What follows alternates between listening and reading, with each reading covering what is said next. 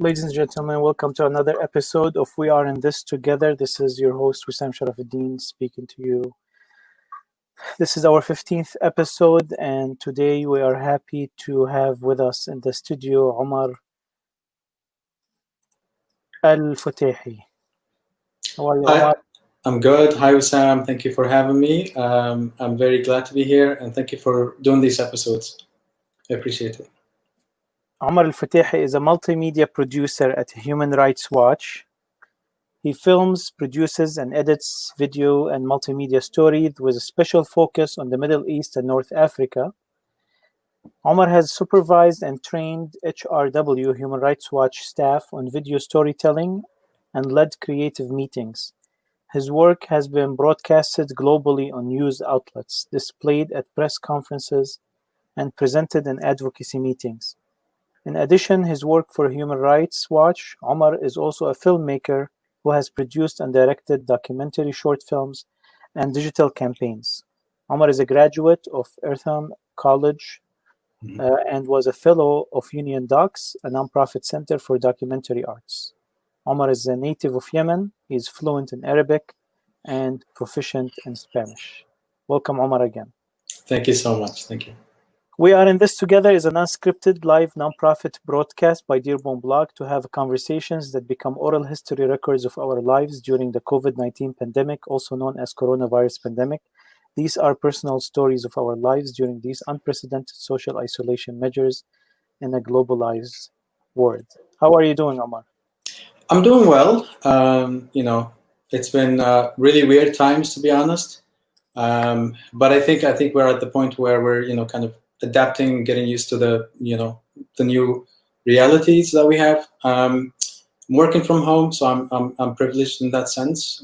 So generally, I'm doing well, and in some respects, I'm doing sometimes better with some things than before, which is interesting, I find. So yeah, how are you? Doing well. It's a very strange time that we're living in, and it's getting stranger and stranger. Yeah. 2020 is never ceasing to surprise and to shock, and sometimes. Omar, which city you live in within New York? Which part? I am in East Flatbush, Brooklyn, to be specific. Just the other day, in the weekend, we had some of the protests in my street, in my neighborhood, actually. So that's where I am. I've been kind of trying to follow what's happening in New York. I don't know if you've been seeing in the news, but people are protesting, and I do have a police precinct right behind me. So there's a lot of movement sometimes. So if you hear the siren right now, that's what's happening, I think.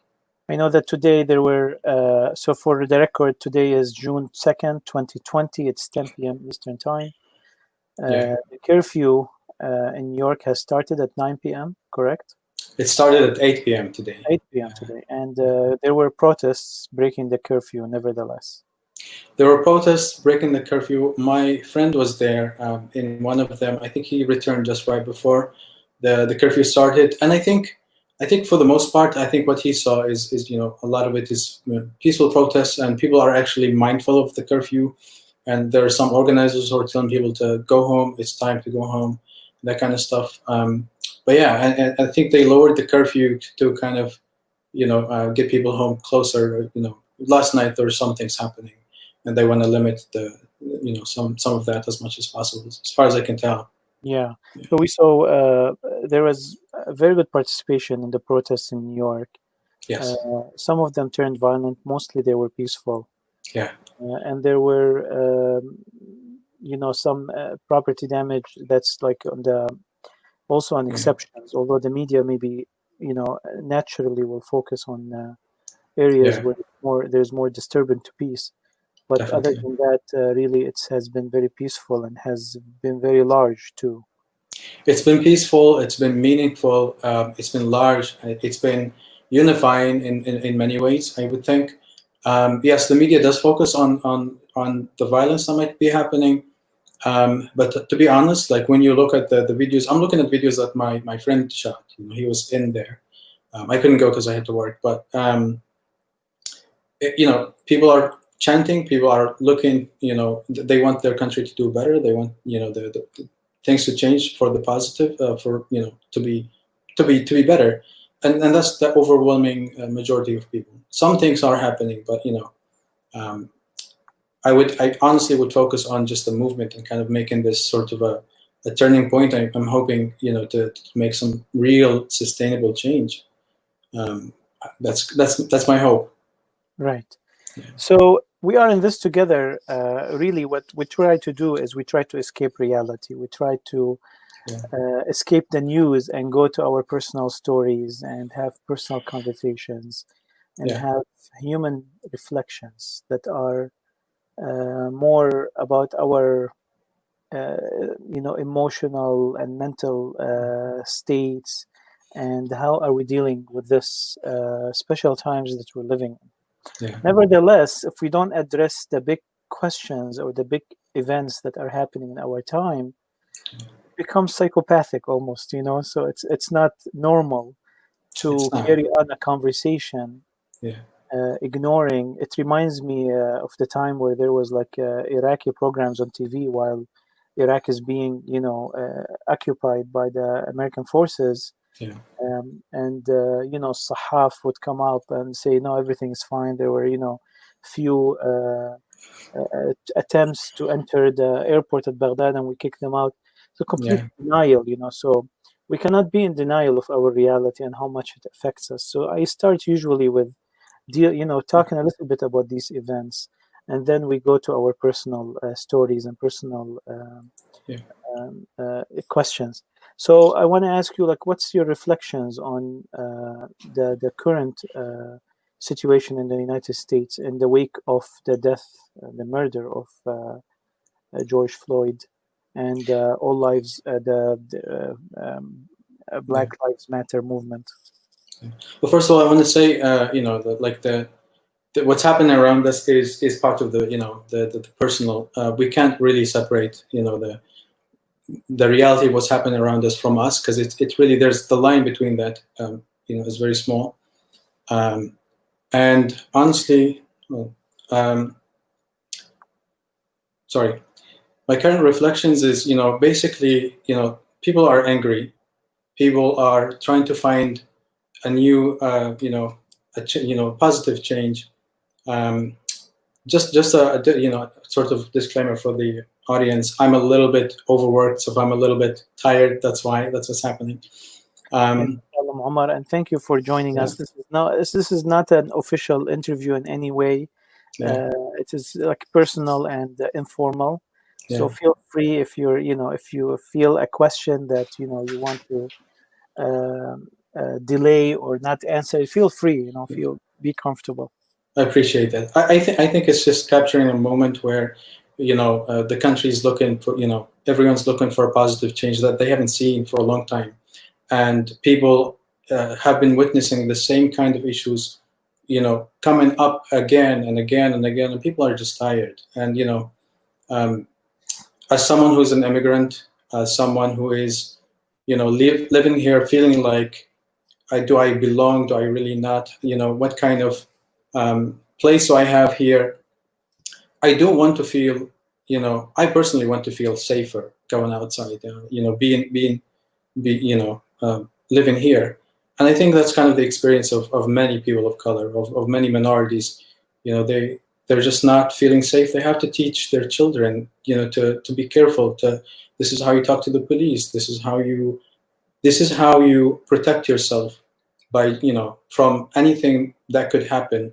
Stuff that you should teach you shouldn't have to teach your children to worry about the people that are serving you, that are protecting you. And I think, honestly, if this does not become a turning point of positive change, of really, sort of rethinking what policing means here, and really coming up with policies and changes that will help, it would be a waste. And I think I was just reading the other day, Obama was writing something about this. He wrote a piece, an essay, and he's right. He wrote something about needing to change this into, not to change it, but to take this moment to say, to really have some concrete plans with, yes, you can protest. Protest raises awareness. It lets everyone watch. It tells people there is a problem. It tells policymakers there is a problem. But also with protest, we have to we have to think about how to direct the energy towards policy change. And he's right in the sense of, kind of turning towards the polls, turning towards local elections. And that's kind of what a lot of young people don't really think about, especially the local council people, local elected positions. Those are the people that are making the immediate changes in the communities. And I think a lot of community organizing, refocusing the energy within the communities would be immensely helpful, I would think. But yeah, that's kind of what I'm thinking. This is great. I love the energy and the effort and the strength of the people coming outside during this really weird time of COVID-19. It's a lot of strength, and it says a lot.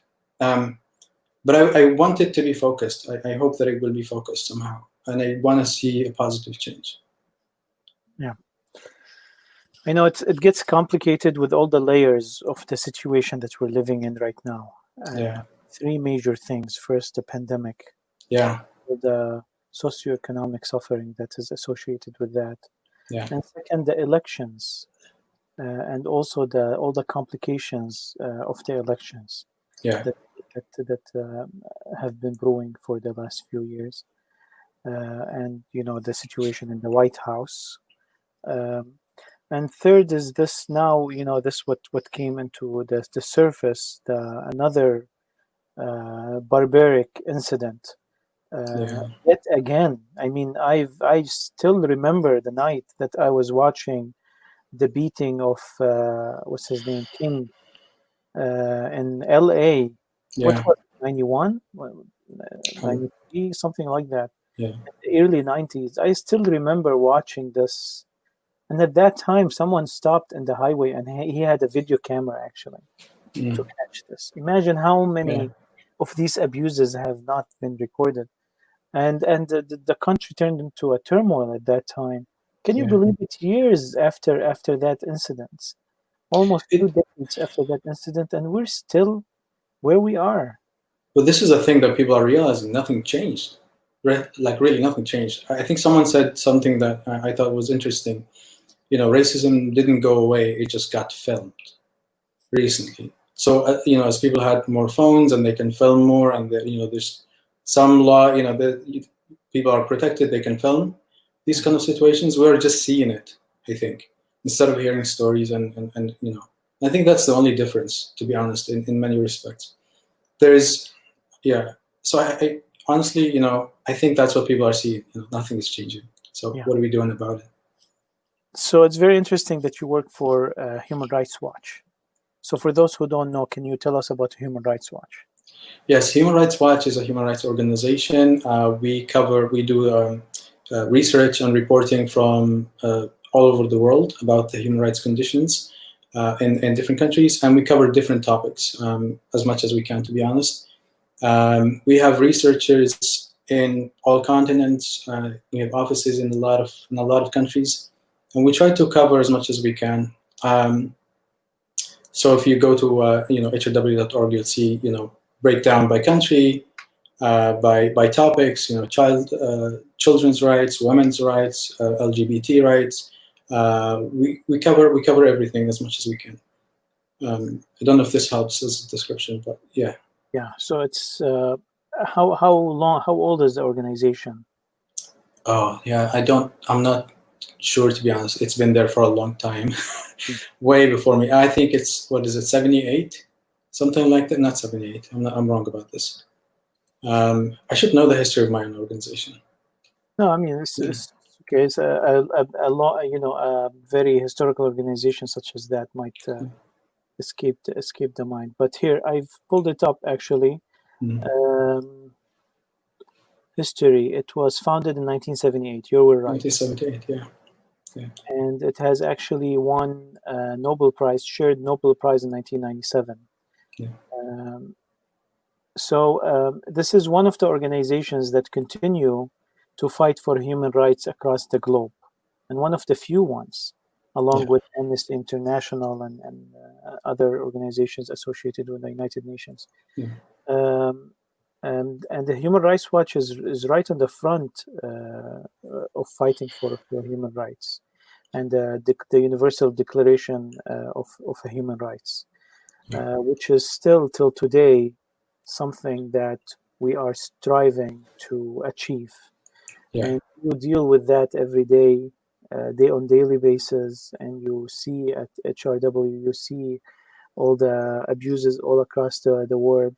And when something happens like this domestically, you say this is another, abuse of human rights that is surfacing even in the most powerful country in the world and one of the most civilized countries in the world. We have a long way to go. We do. And we've crossed a long way too. Just for people who seem to be pessimistic, on the bigger picture, we are living in the most peaceful time in history, in the larger perspective. I'm not talking about my lifetime. There's definitely 70,000 years. Definitely, there's definitely less war, less problems. But I would say one of the things I can tell people, at least from working for the organization, is yes, there's a lot of work to do. There's a lot to cover. There's so many issues, and it never stops. It feels like that. But also at the same time, I've seen so many progress, so many impacts. I've been a part of projects where we see a policy change. We see someone taken out of prison because we talked about them. We see, I don't know, a video we made go to become a court sort of exhibit and help someone. I've seen these sort of incremental sort of changes as we go, and those are really hopeful. And I think thinking about pushing for human rights and the ideals that we set a long time ago, that way in an incremental way and not really giving up is key to doing any of this kind of work. Yeah. So I have a frustration that I'm going to let it out with you, Omar. Tell me. It's a big frustration of mine. And I've been active since since I settled in a place with a lot of organizations such as HRW, like Amnesty International and other. Here's a question for you. Tell me. Are you having a big influence, like you just mentioned? I think we are. Yes. You are. I think. Do you need volunteers? I think we often do. I don't know if I would say. I'm asking you not at an official capacity. I'm asking you as a person. Oh, as a person, yes, definitely, all the time. Yes. Do you feel that they need more volunteers? Yes. I would think so. Yes, and the more people. Overworked. Huh? You're overworked. I'm overworked. I would say.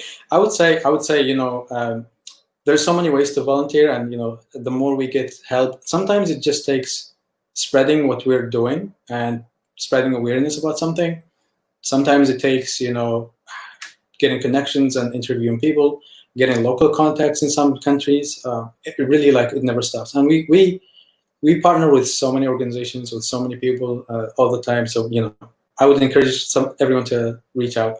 So you handle cases according to the time that I know that these questions you have people who are better equipped to answer them. But I'm asking you at a personal level, and since you work with the organization, you will have a better perspective. So there are many cases that come to HRW that you can't deal with because you have limited resources. Right. And this continues the whole year. All the time, yes. How many more volunteers can you handle to help you with your mission statement? I think when you really think about what we are not able to cover, I think it takes more than just volunteers. To be honest, I think part of the reasons we can't cover a lot of places is it's funding, it's access to countries and locations, it's a bunch of things. But how many volunteers do we need? I would say, and I wouldn't limit it. I think the more people we have on a human rights movement thinking really, how do we become better as a human society, the better. So I would want more people to be interested, as many as we can get. Yeah. we have we had, I don't know if I'm revealing information, but I shouldn't, but we had about 9,000 members of Amnesty International in Michigan. Okay. And out of them, we had 7 that are delegates to the politicians in Michigan. It's amazing, yeah. The 7, usually 4 to 5 show up. So you're saying, yeah. I'm saying that there is an extreme need for a consistent need for volunteerism, for joining various organizations that systematically are fighting injustice. Yes, I agree. And I feel that events like what we're living in today can be an inspiration for people to be active in the long run. Like, don't be passive all your life, and then when something hits very close home, then you feel, oh, what's wrong? What happened? Well, there aren't. I can challenge you that there are more volunteers in fascist right-wing organizations or white supremacy organizations more than volunteers at HRW and put all the human rights or non-profit organizations to all put them together. And that's unfortunate, if that's true, because it's unfortunate. Yeah, and at the end of the day, I think the problem that I keep sort of witnessing in a way is we're distancing. Yeah, we're distancing ourselves from what's happening around the world because it's not happening to me. I can say that, we all say that, and we all sort of, as humans, we think we have a limited capacity of what we can take and what we can fight for. But even if we think, I think if we pick one cause that we deem the most personal and fight for it, and really do the work for it, I think that's good. That's enough. If everyone does that, we're gonna have a world of people, looking to change things to the better. And I think you're right. Like personal, like events that are happening around us, make it a bit personal. It's all of a sudden, oh my God, I have to be, subject to a curfew. I've never seen this in New York. What's that mean? I think it means, look at what's happening, see what your role is in it, and participate, contribute. Because the civil rights struggle did not stop.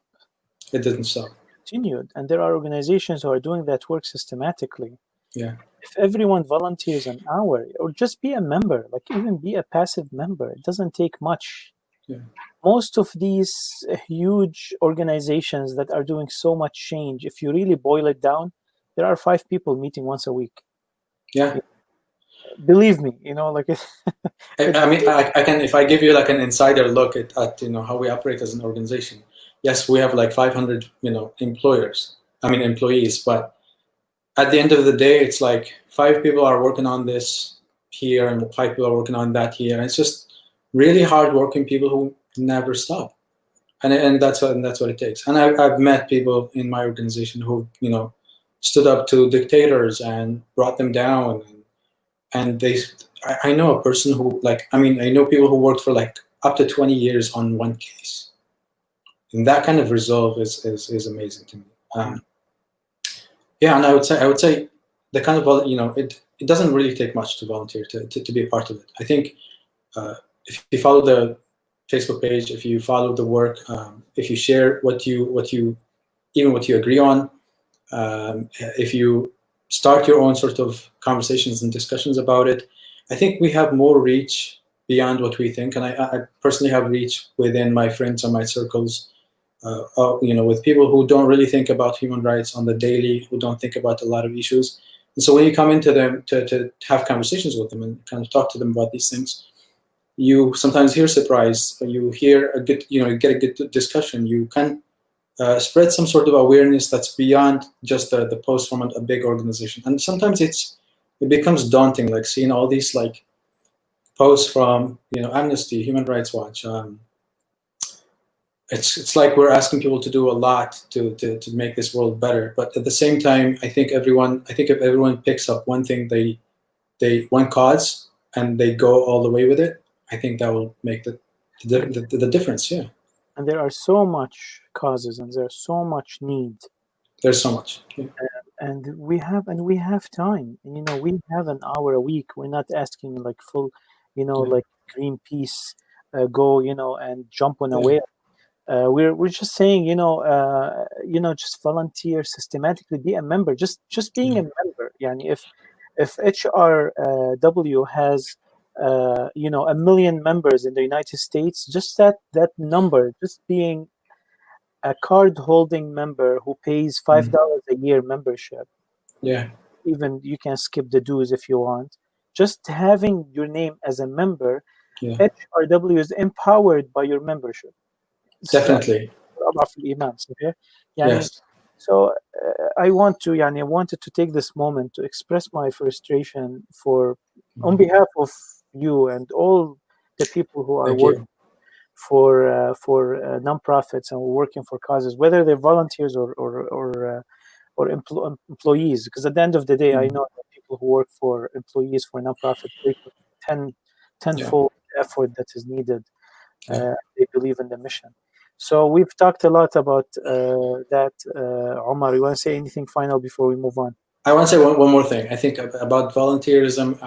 I think there is some sort of psychological level to it. Also, some sort of personal benefit, if you want to think of it that way as well.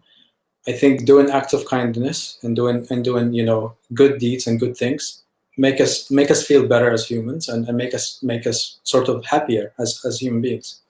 So even psychologically speaking, when you are focused on something and you are doing something about it and you see the effect of that, you see the fruits of that, I think you become you feel happier inside. You feel like and I think also that makes you sort of propels you more, pushes you to do a lot more.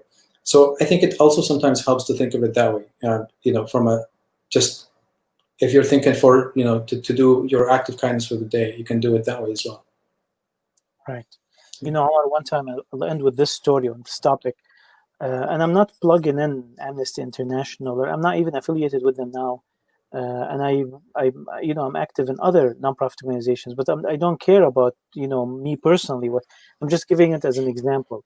So one time we were in an Amnesty International meeting, and one thing we do is we write letters at the end of the meeting for different cases, right? So there was a case of this political activist in Colombia who was jailed, and I'm talking like in the 90s. Yeah. Who was jailed, and at that, I don't know if it still is, but there's corruption in Colombia, and drug lords, they're kind of have a control over the local municipalities. So this woman was jailed, was political activist, is bringing a lot of attention to things that people were not happy about. So they found a reason to put her in jail, and she was abused in jail. In one of the villages in Colombia, in the mountains. And we sat down and we wrote letters to her. That's amazing. Weeks after that, we received a letter from her. Wow. And she said that your letter saved my life. I was getting raped every night.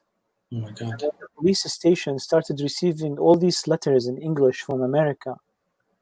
They got scared. Yeah. But they thought nobody knows about me. And now they're getting all these letters from America, and letters, they say like CC the ambassador, CC the Department of State, CC, know. So they really got worried, and they really started treating me well, and they stopped the abuse. They didn't let her go, but they stopped the abuse because they know there's people that are thinking about her in America, and they just didn't. That simple 5 minutes of writing these letters at the end of the meeting have had that influence. It does, and I think sometimes it's just, and I think that's what people need to know. It doesn't take much, it really doesn't sometimes, and I think a lot of the injustice that happens in the shadows, and people know it's happening in the shadows, and once you shed a light on it, they try to hide it, spin it, find a way to they're going to limit it as much, because they're afraid. And even if you look at the mantra or the what we say, Human Rights Watch, tyranny has a witness, and basically the job is to be a witness, and then to shed light on what's happening and tell people, hey, look, this is really happening, and we need to do better.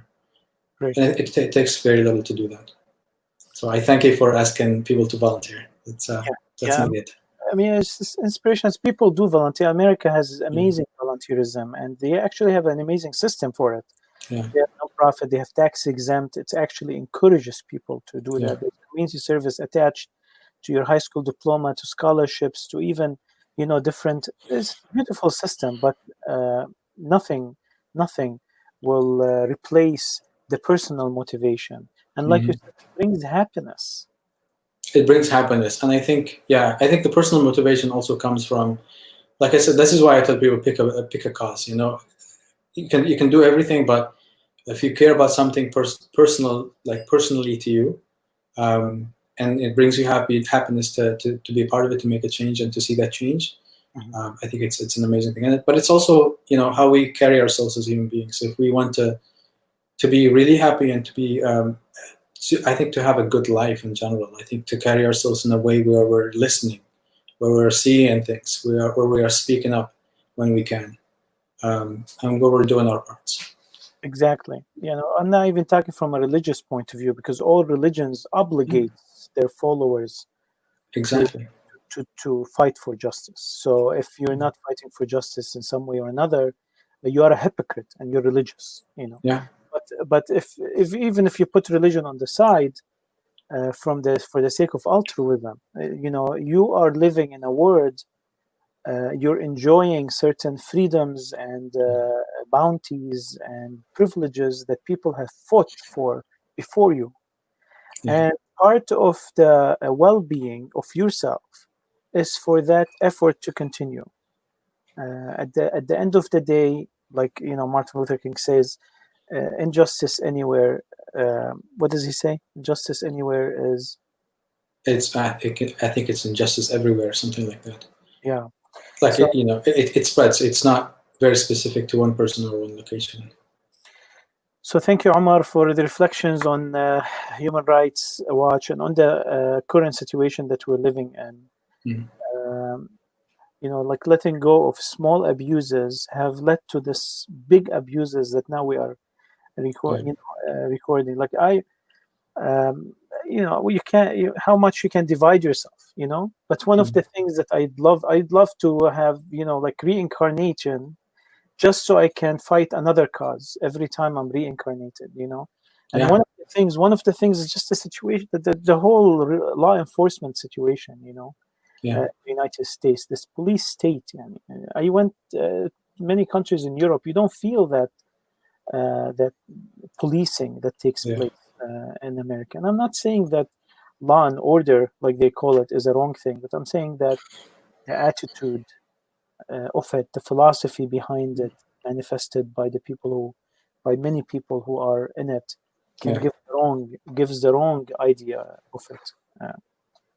I think with policing here, there's an assumption of guilt from citizens, as opposed to an assumption of or thought of an understanding of protection and service. And I think it's just the outset of the perspective from the police and the just policing and the policies that kind of govern that is what's making this a lot harder to overcome. And it's part of I don't know. I feel like it's an American thing. It is. To crush people, like in football, you want to crush your other team, and you assemble these. I don't do sports, but they assemble this dream teams, to crush the other team. Like what? How would you enjoy a team that is a superpower compared to other team? If you enjoy that, then you have a problem, And I think there's like a narrative in the media everywhere in Hollywood that you have to be tough on this, and there's the look of police and government as tough agents and go into these really hard situations and fighting criminals and all of that. I think there's just a societal understanding of the service that a government employee does that is quite rooted in the wrong place, I think. And I think the honest truth is, like, changing that, you can change it through policy, through training. I'm sure there's a lot of police stations who've done a lot of diversity trainings, who've done a lot of county trainings that tell the officers, you don't need to start with violence first. Ask, figure out what's happening, talk to the people. And if you look also recently, I've seen videos of officers kind of meeting crowds in protests and speaking to them kindly, even joining them, kneeling down or talking to them. I saw a sheriff joining people and walking with them. And you know what? People become, more encouraged. People, have become less violent if they were, if any of them were thinking, if the police is thinking like we are part of the community, we're not policing it. We're community members. I think that's where we start, because what affects the community affects us. I see. I think Hanan is watching us. Hanan, if you want to join, please do join us. Okay, here I'm gonna post the link to join. Yeah, Hanan, please join us if you're around. She was actually in the protest today in Detroit. I'd like to get her perspective. Okay, we're gonna move on. There's something even more than the police aspect, Omar, that I was trying to bring attention to, is that psychology in America of crushing the enemy, or like the movies. There's always someone who crushes everyone else in the movie. And in wars, like crush people in wars, and this psychology of not connecting, demonizing the other, the other person, or demonizing. There's always like the bad guys in the, and it's not realistic. What's going on? There is a lot of, I think if you can hear the explosion type of things, I think it's fireworks. People have been doing it recently. I think it's a sign. It's also part of protest. Yeah. So if you hear that, that's just fireworks. That's fine. Yeah. Okay. As long as it's not bullets, then we're good. Omar, we have to move on, and we will start giving you some questions that have been set by the audience. We want to talk a little bit about the situation. So you're working from home now. Mm-hmm. Do you live alone, or you live with others? I have a friend who's a roommate. Yeah, and I lived alone for like maybe a month of the pandemic at the beginning, and that was quite good for some time, But you miss people after a while, and you need some company. So it helps to have a roommate. How an introvert would put it, yeah. Yeah, I'm an introverted person. I know this like 100%. I need my me time. I need my breaks, and I think the way I've been using the sort of the stay-at-home kind of life is I restructured it in a way where it feels like it has sort of the same structure that I had in my normal life, but even more so. I started. I have what I call the daily healthy habits that I follow, and I have to follow them. And it's kind of my daily personal wins that I have to kind of stay on. Part of that is working out, getting into piano, learning just now, having something insightful to read or watch daily, having something joyful to do daily as much as possible. And I think being thankful daily. I do write it. I literally write it down. Things that are very specific to me, Omar, that I'm very thankful for, and I do write those down. And I think that kind of structure has helped me kind of be positive. That's awesome. So I'm going to send you a copy of my W planner. Okay. With edition is coming up in 15 days.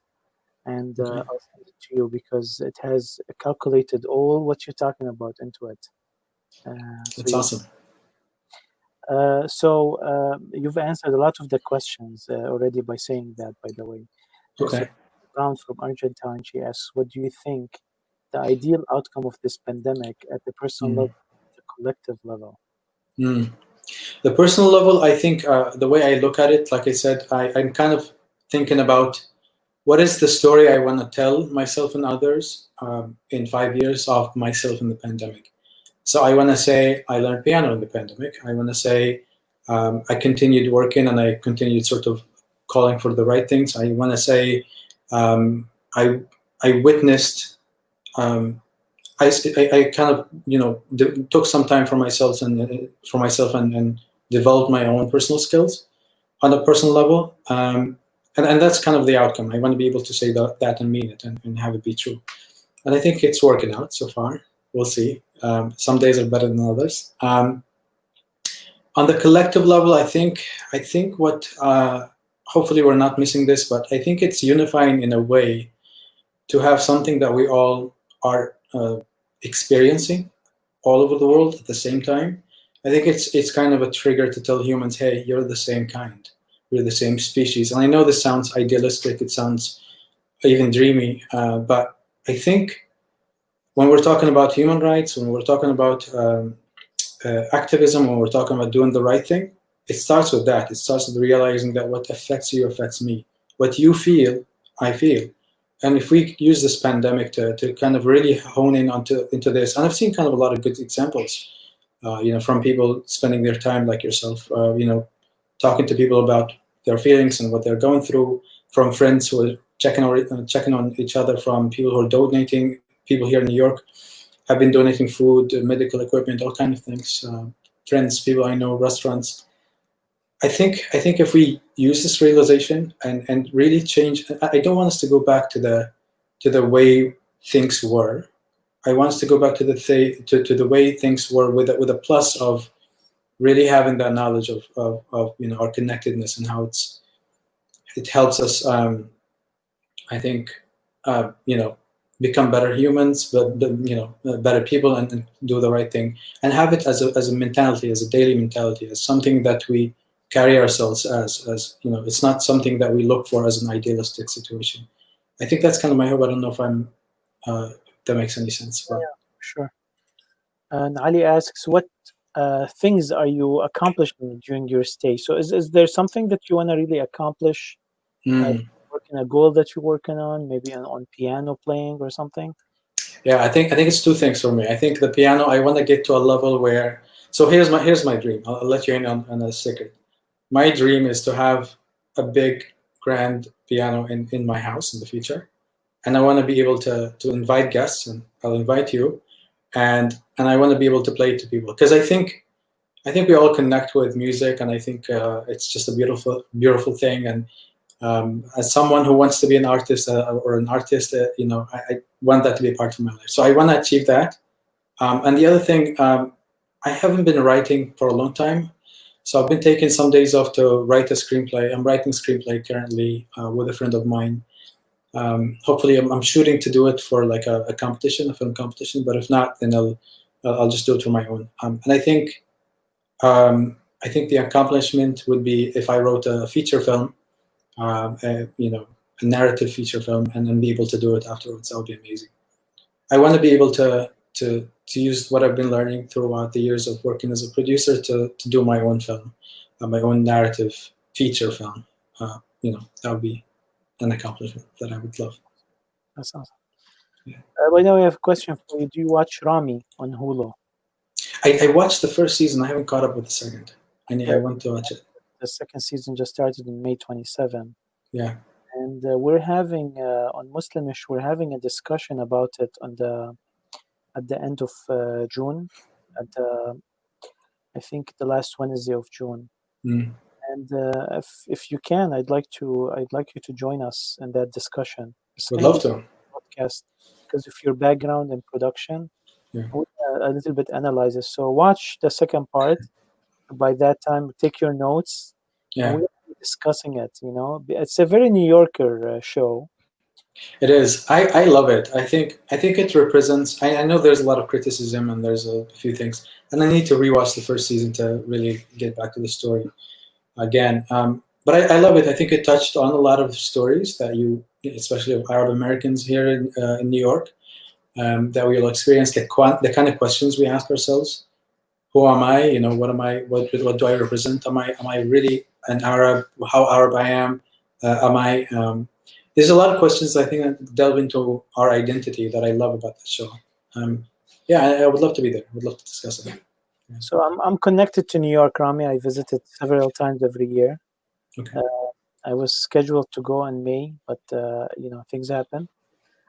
So I understand a little bit New York, thanks to Ibrahim, who's inducted me into it. Yeah. And I used to be a tourist, and little by little, he trained me to become a New Yorker. Oh yeah, there's a difference. Big difference. Well, I have to tell you something about this because people usually would ask like, what's the difference? So if you're in Fifth Avenue and you're walking and looking up, you're not a New Yorker. If you're looking up, you're not a New Yorker. If you're walking fast, you're going somewhere. You're a New Yorker. Yeah, walking, the eye contact. If you're doing eye contact, you're not a New Yorker. Oh yeah, eye contact is it's a big no. If you see a celebrity and you stop, you're not a New Yorker. Oh yeah.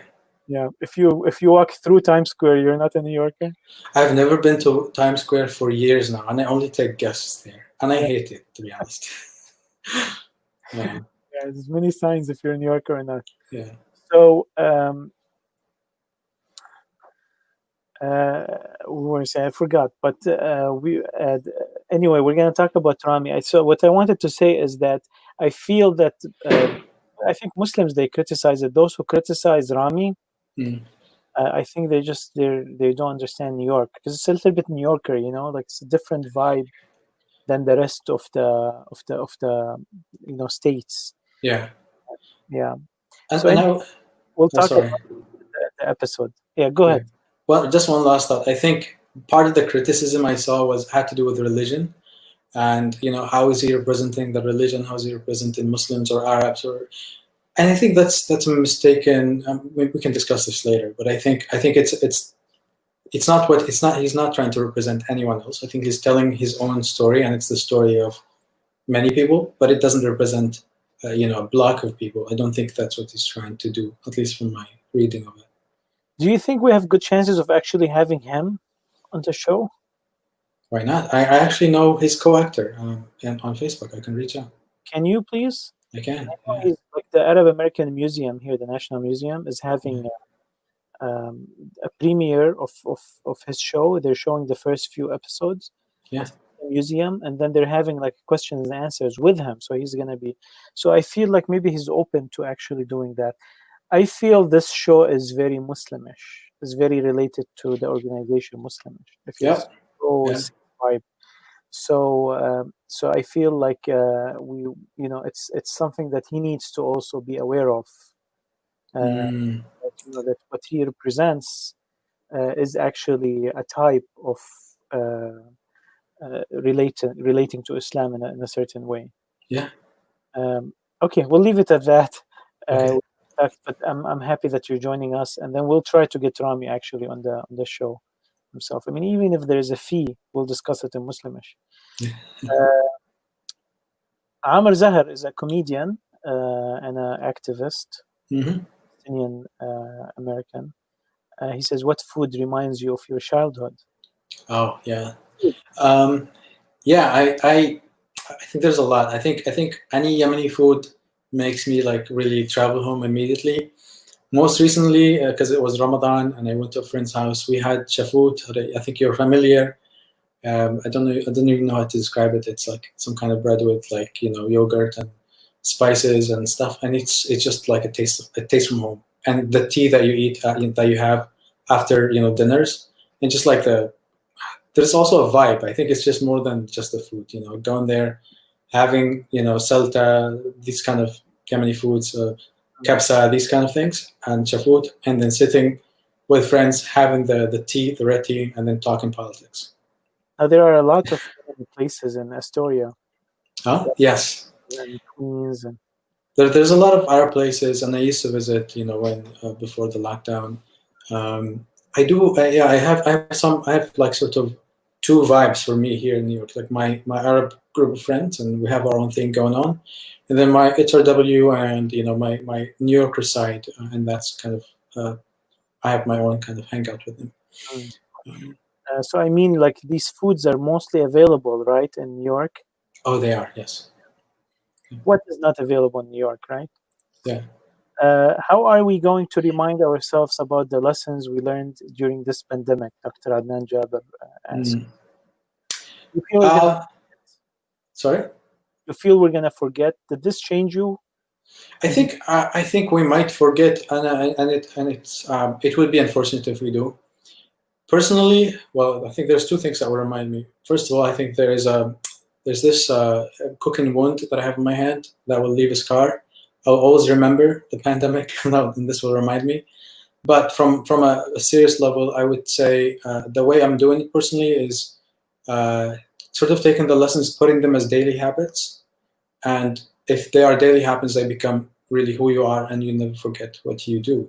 Because for me, I'm gonna do these habitual daily things every day, and continue it after the pandemic. Yeah. Do you feel, Omar, that it changed you? This pandemic changed you forever? I think it did. In what way? I think I have to think about this out loudly a little bit, to be honest. I think there is the unifying part that I mentioned. It made me more sort of awake to, yes, I work for Human Rights Watch and I do cover a lot of things, but sometimes you get to a point where you just want to get the job done and get it right, but not feel it. And sometimes I get to a point where, yes, I do this video and I do the cuts and I do everything, the sound bites, everything that I need to be doing, and I do it right. But I watch it later as a viewer and it touches me differently. And I think that's what I kind of want to remember, just the unity of all of us and what that means to me. I think it also changed me on a personal level. I think my, sort of my outlook towards what I want to achieve, what I want to do. I think I'm seeing more possibilities in myself. Like, I touched the piano in March, and now I'm playing some songs, so that's good. I want to see myself as a filmmaker, as a director soon. So I want to do that. So I've been taking steps during the pandemic, like writing, playing music, doing and kind of refocusing my energy on. I think I'll back up a little bit, because I think there's an outlook that is developing for me, that is changing me kind of in a more major way, and I think it's really for the first time figuring out that the health, the body health, the physical health, and the mental health, and the spiritual health are all three things that are very, very connected.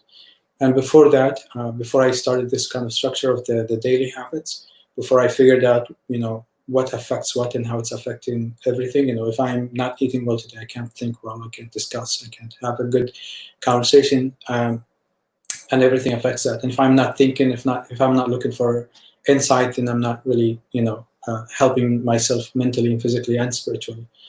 And I think just realizing the connection between those and keeping it really, keeping every part of myself healthy is what I want to keep with me, and what has changed me and what I want to stay with. So for the record, today we've reached worldwide about 6.5 million cases of coronavirus. We had about 3 million recovered, and the deaths have exceeded 382,000. Mm. In the United States, we are at 1.87 million cases, Yeah.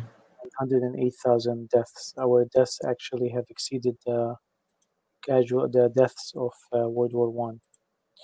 And in New York, World War One, American casualties in World War One. Yeah. New York City has 204,000 confirmed cases, almost 20% of or 15% of the American cases. Deaths about 16,000. Mm. That's in the city. As a state, 373,000 cases, and deaths are approaching 25,000. Yeah. I just keep mentioning these numbers in every episode, Omar, just to give perspective for history for later. Mm. Other few questions. What is the last epiphany or aha moment that you had?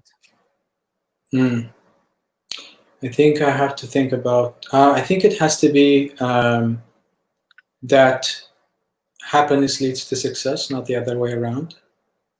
And I think it also connects with what I just said about connecting the different parts of you, figuring out if you're physically, mentally, and spiritually healthy, then you're happier. And if you're happier, you're better at literally every task that you do. And it makes you better at what you do. It makes you also think of what you like most, what's your purpose, and go after it when you're happy. And I think, yes, maybe part of this has to do with the privilege that I live in. I'm able to think like this and to have this kind of space of mind and in life to pick a direction, but if we're able to think of happiness first and really then figuring out what we want and go after it, then it would lead to success. And I think that kind of mentality has helped me a lot. I'm figuring out that my future direction of work and sort of career-wise, I want to do more creative work. I want to do more narrative, and I want to tell a lot of my own stories, the stories that affect me. Hanan Yahya asks, how are you developing yourself and healing yourself? Basically, focus her question is like, how do you heal yourself when you feel you need healing? I think I'm a big believer in therapy, and not a lot of Arabs, talk about therapy. I don't think. I would love to be proven wrong. But I think therapy doesn't have to be with a therapist. It doesn't have to be in an office. It doesn't have to be that very that specific. I think what heals me are two things: is processing, thinking about what I go through, thinking about my reaction to it and how I can be better and do better, and really keeping that information and taking lessons and making them, turning these into tools that I can use in future situations. And I think healing comes also from, finding joy with friends and playing piano or watching something that's enjoyable. I don't know if that answers that question quite well, but yeah. For sure. Yeah, piano is healing. Hadi asks, what's the worst thing the pandemic made you discover about yourself? That I am more social than I thought I was. Yeah, that's it's not the worst thing. I think I'm answering this question wrong, but I think I'm thinking about it. A bad thing or a good thing? Well, I'm thinking about it in the sense of dependence. Like I'm dependent on seeing people, because one of the things that first hit me is, I can't go to my office and say hi to everyone and joke around before I start my job. Now I just wake up and still wearing pajamas and I go to I start working. The worst, if I think about it a little more, the worst thing that I discovered about myself, I think maybe that I needed the world to stop somehow for me to look at myself, to really focus on what is important to me. I think I was too busy and I got into this New York feeling of running all the time and being in this intense mode of just doing things. And I think I needed a pause, and I didn't realize that I needed it until it just happened. How did you spend your time, Omar, before Corona? I would, on a normal day, I would just wait. Sorry. Where is it? Is it in Manhattan? Sorry, I misheard the question. Your office, is it in Manhattan? Yeah, the office is in the Empire State Building in Manhattan. Yes. Okay, so you go there that's what, 30 minutes commute? That's 35 minutes, about 40 minutes every day, and then you do the work, come back. I try to do some exercise when I can, but honestly not every day. Make some food, watch something interesting, enjoyable, or funny. I think I watch a lot of funny stuff after work. Because you spend all day, you're working with like really intense stuff, and then you go home. I want to take a break, and that's what I want to watch drama after working all day with the Human Rights Watch. I think it's definitely important to give ourselves breaks and to validate that and make it a part of the day. You make these drama clips all day long. Yeah, and the thing that people don't realize is it's one thing it's a different kind of work for me, because you can be a reporter and you can really go to the field and be affected and traumatized that way and really be connected to the stories and the people that you talk to. But as a producer, I'm looking at this footage every day. I'm listening to them, but I'm also repeating it to make my cuts for the video. I'm repeating the same soundbite over and over and over again and trying to get it right. And at some point, it gets becomes a part of you, becomes a part of your day. And this goes back to healing, and this is why I think healing is important. Finding joy, finding processing, and talking to friends, talking to a therapist if you have to. If you're interested, you don't have to. I think it's all important. Great. So talking about this, by the way, what show do you recommend or that you're watching? Well, Well, since I mentioned the funny stuff, I don't know, I'm late to the game, but I've been watching The Office quite a lot recently, and I think a lot of people are, for some reason, during the pandemic. I can't watch it anymore. That's why I'm not watching it. I memorized it, basically. I've watched the whole thing, and now it's like a background show for me. Like I open it when I'm just doing about anything. It's funny and awkward and interesting, and it reminds me of just being in the office for Yeah. in some respects. But it's a good show. I love it in terms of just finding some joy. What do I recommend? Like a show or a film or? Yeah, let's start with the show. What show do you recommend? We're I out, think. by the way. We'll go over about 5-10 minutes. Oh, okay, no worries.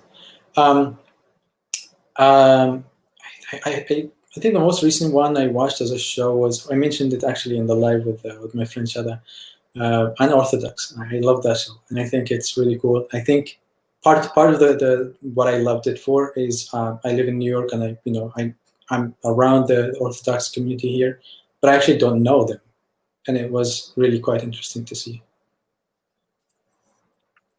And film? A film that I'm just thinking of the recent stuff I watched. The one that I recommend, I would recommend. Actually, I would recommend Becoming, about Michelle Obama. I think it's a really cool film. I think it's very inspiring, Yeah. and yeah, and I loved it. It also, I think it helped me kind of become inspired to do more, and just seeing what she went through and how much effort and strength you have to deal with all of that and deal with the media and also still have a positive outlook after all of that. It's quite encouraging. What's the last film you watched? My friend, my roommate and friend, has been telling me, basically nagging me to watch, Whiplash for a long time. So I did watch it, and it was an amazing film. I love the cinematography.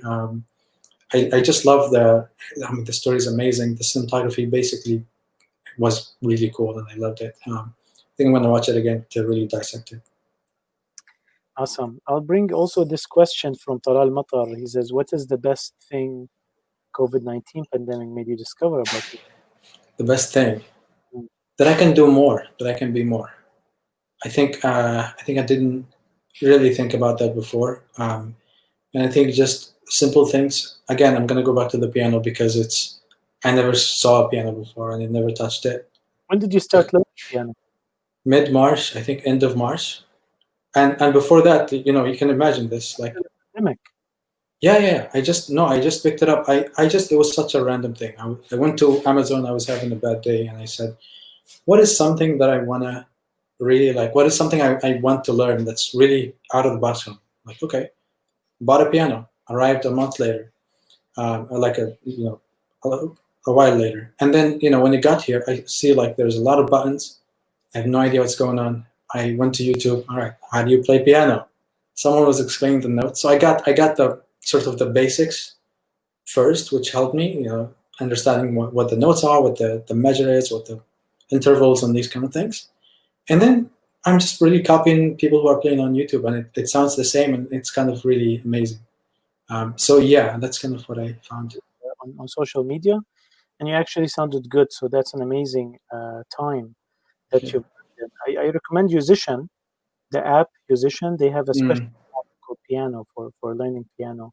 It's really, and also, by the way, I've been playing piano for a long time, but I'm not professional, of course. But I've recently also during the pandemic, I decided to bring an acoustic piano.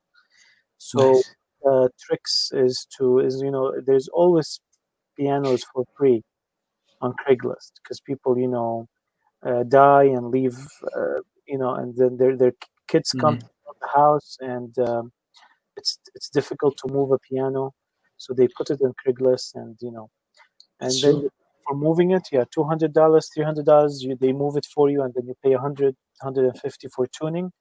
So for $300, $400, you get a decent piano that's usually costs $6,000, $7,000. So I recommend that for you if you want to upgrade to an acoustic one. That's an upright. Of course, I don't think living in New York will allow you to have a a grant. Have the grant for now, Yeah. Yeah, that's a good trick. I think that's the next step for sure. Like once I start to sound better and confident, I'll buy that one. Abdul, by the way, do you know Abdul? Saudi Arabia. He's also a filmmaker and a film critic from Saudi. No, I would love to get to know him. Yeah. He's in our group too. Um, Abdul, he asks, what country would you visit first after the pandemic and why? Well, that's a question that's hard to answer because I can't leave the US. One thing I probably didn't mention to you is I am an asylum applicant. So I'm waiting on the judgment for that. But if let's say I get the verdict and say yes, then my friend from the Dominican Republic, it's a college friend, has been asking me to go there for a long time. I would love to see it. I would love to see something different. So I'm probably going to go there first. Going to Yemen is problematic for me. So seeing my family would have to be through a third-party country. Ibrahim, by the way, is with us. Hello, Ibrahim. Hi, Ibrahim. He says, watch Miss America about the feminist movement in the 70s. I think it was. I will. Nice. Thanks, Ibrahim. I will. We will take your recommendation, Ibrahim, for sure. And Shireen. Shireen's a friend, by the way. Yeah? Yeah. She says, what is one thing that you have already experienced that you feel helped you be most prepared for this situation? Like a sickness or a separation or working from home already, etc. I have to think about that a little bit. I think having some tools that I learned in terms of I went to therapy for the past maybe couple of years, and it's like the one thing I thought I would never do. And I think some tools from those sessions and just really trying to understand how to cope was really helpful. I think also just being from Yemen and hearing the stories of what my family is going through and just thinking about, they've gone through similar things like this. I missed it because I'm here, for the past maybe decade now. But just being present with that the whole time, I think has helped me kind of see, okay, this is not so bad, I can adapt to this. I can deal with this. I just need a structure. That's all I need. So I figured out ways to kind of think about it in a way that is not overtaking my life. Awesome. There's a question by Sami. It says, at times of crisis such as this, do you prefer authoritarianism to ensure public safety or stick to democracy and liberalism? I don't know what to say to that, to be honest. I think sometimes you need strong decisions, and maybe the democracy doesn't serve it. But I don't even want to think about going, from the freedoms that we have here to anything resembling authoritarianism, and we're seeing some of that now, and it's not pretty. So I'm not sure what to answer, if I'm honest. And Shada, who has actually... Hi, Shada. Thank you for watching and for recommending me to be here. Yeah, that contributed to actually connecting us together. If you were a policymaker during COVID-19 pandemic, what kind of policy would you make? What policy that you would make, Omar, to handle the pandemic? To handle the pandemic. To deal during this pandemic. I don't know if it's a policy, but I think what we missed on at the beginning, I think here in the US, what we're seeing is really kind of listening to the scientists and then following the recommendations early on. I'm not a policy maker. I'm not a politician by any means, so I don't know what policy would that translate to. But I think maybe really funding the right people to do their job and really listening to them would benefit us. I'm gonna stop there because I'm really not not a policy person that much. Thank you, Omar. So I want to ask you also, what book would you recommend? Are you a reader, Omar? I am. I've lagged a little bit, if I'm honest. I'm reading. What am I reading right now? Something called the 7 Habits of Effective People. It's a great book, and I think I would recommend that, honestly. Did I get this right? The title, I think so. Yes, it's a great book, and it basically talks about how I can't, I would just recommend reading it because there's a lot in it, but it talks about how we change our paradigms and our perspectives of the world around us and how we see it in order to become effective and to be better at everything that we do. It's a book in self-development. Yeah. Yeah, but I also like to read some novel books, stories. This has probably been recommended a million times, but I would also recommend The Alchemist, only for the reason that it touched me personally and it connected with me. I think oftentimes what we are searching for is within us the whole time. We just need to find it, and that's kind of the message of the book. And I just love the story. I would love to make it a movie at some point. Or someone. Nice. It's not made before. Did you check on that? Maybe it's been. I have not checked, if I'm honest. That is popular enough for it to be a film. Yeah. By the way, The 7 Habits of Highly Effective People is something that everyone should read. Like, these are one of the main books of self-development. It and the How to Win Friends and Influence People by Napoleon Hill, or but also they also have. I want to leave that comment for parents, that they have like a teenage version of The 7 Habits of Highly Effective Teens, which was really good. Also by the same author and his with collaboration with his son. And then they have a workbook for it, and it was something that I used to buy like in wholesale, and I used to distribute it to different teenagers because it's really very, very helpful. It's amazing. Habits. Yep. The final question, Omar, I'm sorry we've gone over time quite a while, but the final question is kind of a like a meditative question to leave with. Okay. It is basically if you had a magical closet in your bedroom that teleports you to a specific place every time, where would it be? Oh, hands down, I would go to my house in Yemen. I want to see my family. I think if I've actually even imagined this teleporting thing in my head before, because it would be kind of amazing to hey, I'm just doing my work here and then go see the family, come back. I think that says a lot more than I think it's a deeper thing. It's being away for so long has kind of shaped who I am and shaped part of my personality, and it's a big sort of gap in my life that I feel every day. Yeah, hands down, I will definitely go and see my mother and my father, my brothers and sisters. Yeah, greetings to my aunt. She's watching the show and she just sent some greetings. So greetings. Yeah. Thank you. And we're talking about family here. I hope that your asylum case gets accepted as soon as possible. Me too. And you'll have the opportunity also for Yemen to settle down this forgotten injustice of the century. That's a terrible situation, really, for our people in Yemen. Every 10 minutes, there's a child who dies out of lack of nutrition and because of the siege and the war. The forgotten pain of Yemen.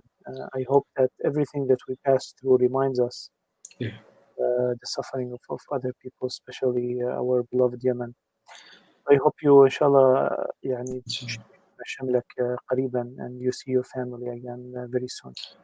I hope so, and we've just seen too much and a lot, and people they need a little bit of a break in Yemen. Yeah. It's just a lot is happening.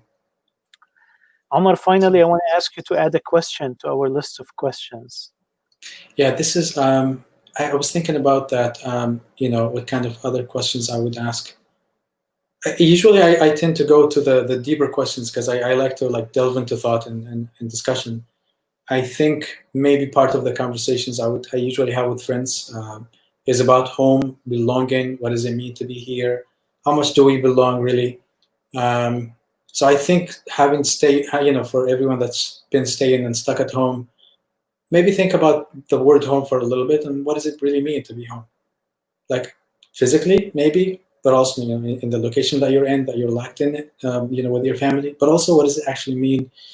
I think most of the viewers here are of immigrant descent or immigrants themselves. How does it shape our personalities? What does that mean every day for us? I think I would love to hear answers on that and discussions about that. What does it actually mean? What does it actually mean? What does it actually mean to be home? Yeah. And people can take it the way they want. It's an open-ended question. Thank you, Omar. With that, I'm gonna leave it at that point. I'm not gonna let you answer your own question, but I'll be asking it for the guests from here on. I think we need a whole video for it. Yeah. We have a lot to say. Well, thank you very much for joining us tonight, and for your openness, and thank you for accepting the invitation at a short notice. And Thank you so much. we will see you soon, inshallah, in New York or in Detroit. Inshallah. Stay safe, dear audience. Thank you very much for following this episode of We Are in This Together. Next episode number 16, we will have a special guest coming up this next Tuesday. Stay tuned, and we will put the announcement of who is that guest. We're just waiting for final confirmation. Thank you, Omar, again. Thank you, Sam. This has been fun. Thank you for doing these. This is amazing, and keeping these conversations as a record is really cool. Thank you for having me. I had a good time. Thank you. Thank you. Hanan would have joined us, but she was busy doing something, and she said, "I'm going to join you as soon as I finish." But Hanan, time is up. Next time, Hanan, inshallah. Next time, inshallah. Thank you all, and have a good night. Have a good night.